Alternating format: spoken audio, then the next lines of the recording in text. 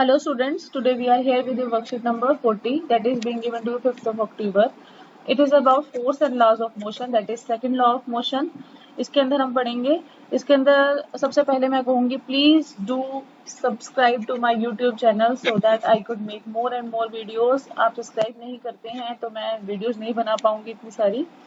तो यहाँ पर है ज्ञान पूछता है जिज्ञासा दीदी, can I have learn that unbalance force is required to move an object but can we measure the amount of force involved in. तो जिज्ञासा दीदी, हमने ये जाना है कि अनबैलेंस फोर्स की जरूरत होती है किसी भी चीज को मूव करने के लिए, तो क्या हम इस फोर्स को कैलकुलेट भी कर सकते हैं.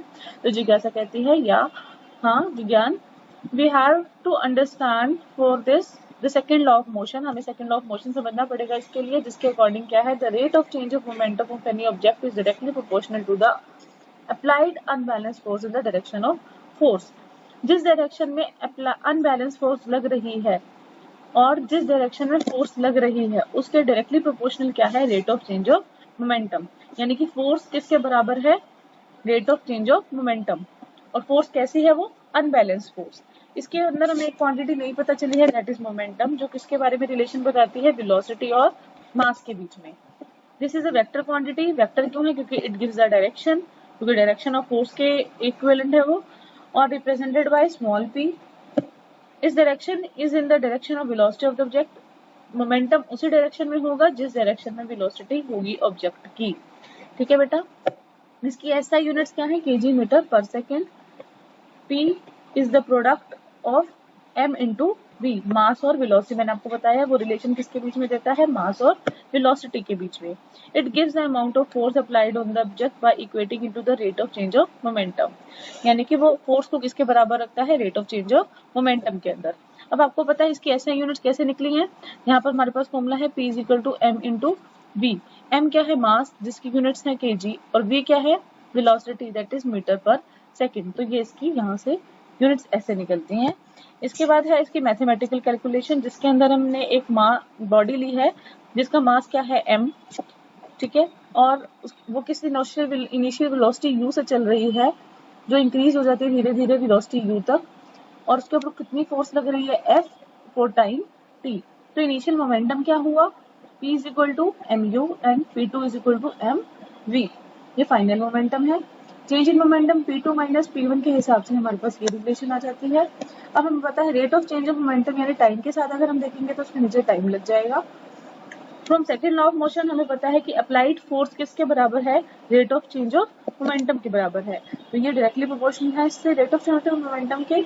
अगर हम मैं आपको यहाँ दिखा देती हूँ, इस प्रोपोर्शनैलिटी कांस्टेंट को अगर हम हटाएंगे, इसको रिमूव करेंगे, जो यहाँ पर फर्स्ट प्रोपोर्शनैलिटी कांस्टेंट है, ये प्रोपोर्शनल निशान है, इसको हटाने के लिए हमें एक प्रोपोर्शनैलिटी कांस्टेंट चाहिए k.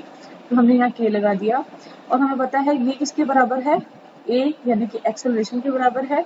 तो हमारे पास एक फॉर्मूला आ गया, F is equal to k ma. अगर सारी की सारी क्वांटिटीज SI यूनिट्स हैं तो हमारी इस k बराबर 1 हो जाता है. तो हमारे पास जो फॉर्मूला आता है that is k F is equal to ma. ये बहुत इंपॉर्टेंट फॉर्मूला है, बहुत जगह यूज होगा, बहुत सारे न्यूमेरिकल्स में. इसकी SI यूनिट्स कैसे निकालेंगे, अब हमें पता है मास की SI यूनिट क्या है, kg. ठीक है. और एक्सेलरेशन की क्या है, मीटर पर सेकेंड स्क्वायर. और इन दोनों को मिला के हम लिखते हैं न्यूटन से, दैट इज कैपिटल N. दोनों एक ही चीज है, आप किसी भी चीज को यूज कर सकते हैं इन दोनों में से. ठीक है. मोमेंटम की kg मीटर पर सेकेंड है, लेकिन जो फोर्स की है वो न्यूटन कहलाई जाएगी. इसके बाद है यूजेस कुछ सेकेंड लॉ के, जैसे कि यहाँ पर पहला है कि in sport of long high jump athletes are made to fall either on a cushion board और अ सैंड बैग.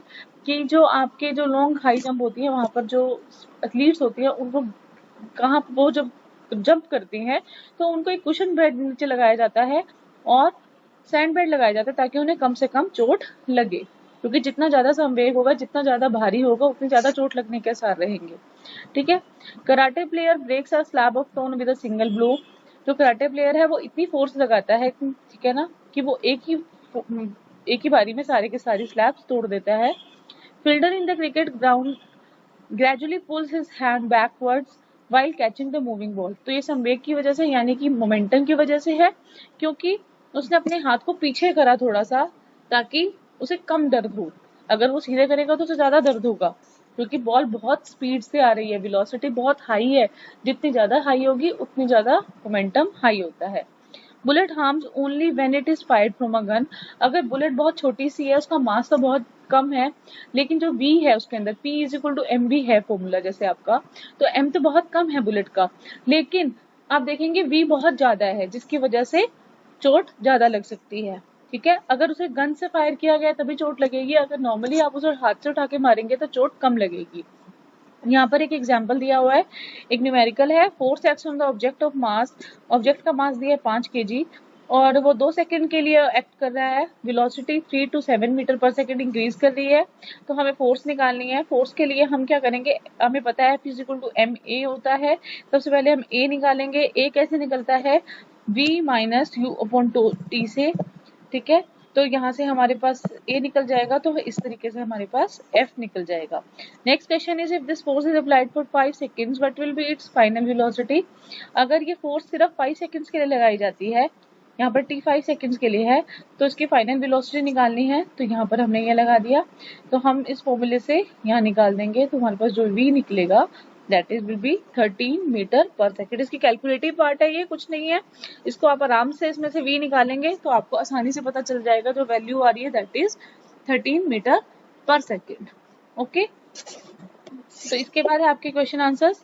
मैं फिर से कहूंगी, please do subscribe to my YouTube channel, ताकि मैं और वीडियोस बना सकूं और आप सबके लिए अच्छी अच्छी चीजें और ला सकूं। ठीक है, इसके बाद है मैथमेटिकल डेरिवेशन निकालना है सेकेंड लॉ ऑफ मोशन का। तो बेटा ये तो आपके लिए बिल्कुल आसान है, ये सारा का सारा जो पार्ट है that is the mathematical derivation, this is your answer number 1। ठीक है, so now second, what will be the momentum of the car parked at road side. एक रोड साइड पर कार पार्क हुई हुई है और उसको उसका मोमेंटम क्या होगा, हमें पता है मोमेंटम का फॉर्मूला क्या होता है, मोमेंटम का फॉर्मूला होता है P is equal to m v. तो M तो उसका है, लेकिन V इसके अंदर कुछ है ही नहीं है, तो वो जीरो है, तो उसके मोमेंटम क्या हो जाएगा, जीरो। तो हम यहाँ लिखेंगे, the momentum of the park car is zero because only the object that are in motion can have only momentum. Momentum उन्हीं का होता है जिनकी कुछ वेलोसिटी होती है या मोशन होता है। नेक्स्ट है, the object of mass 100 kg, तो मास कितना है 100 kg, increase from 5 metre per second square to 8 metre per second, यानी कि मीटर पर सेकेंड स्क्वायर नहीं, सॉरी मीटर पर सेकेंड। तो u है हमारे पास 5 and v is 8 and time is 6 seconds. We have to calculate the force here again with the same formula, F is equal to ma. We will calculate a here first. Now a is equal to 0.5 meter per second as we have calculated here. Okay, so F is equal to 100 into 0.5, तो हमारे पास जो answer आया that is 50 Newton. This is your answer, this is your force applied. Okay, तो इस next question is, हमें यहाँ लिख सकती हूँ मैं यहाँ पर कि इसका जो आंसर है वो क्या है, 50 Newton. Next is the truck of 100 kg मास, कितना मास है 100 kg, m इतना है, वेलोसिटी है 0.5 मीटर पर सेकेंड, उसका मोमेंटम निकालना है। मोमेंटम का फॉर्मूला हमें पता है, फिर से यही वाला फॉर्मूला है, तो इस फॉर्मूले से हम निकाल लेंगे m इंटू, ये यहाँ पर हम सीधा सीधा कर देंगे, 1000 से मल्टीप्लाई कर देंगे 0.5 को, तो हम यहाँ पर नीचे मैंने करके दिखाया हुआ है। ठीक है, तो उसकी यूनिट्स लिखनी है kg मीटर पर सेकेंड, तो 500 kg मीटर पर सेकेंड इसका आंसर है। नेक्स्ट है, what do you mean by momentum, या define momentum and also write it SI units. So this is here momentum, it is momentum, it gives the relation between, यहाँ which नहीं कर लिखेंगे, momentum gives the relation between velocity and mass of the object, is a vector quantity represented by P and its units are this one, तो formula यहाँ तक लिखेंगे, तो ये भी लिखेंगे। ठीक है, so this is your answer number 5। So this was your worksheet number 40। अगली वर्कशीट आएगी, हम फिर से डिस्कस करेंगे, तब तक के लिए हंसते रहिए, मुस्कुराते रहिए और प्लीज मेरे यूट्यूब चैनल को सब्सक्राइब कीजिए।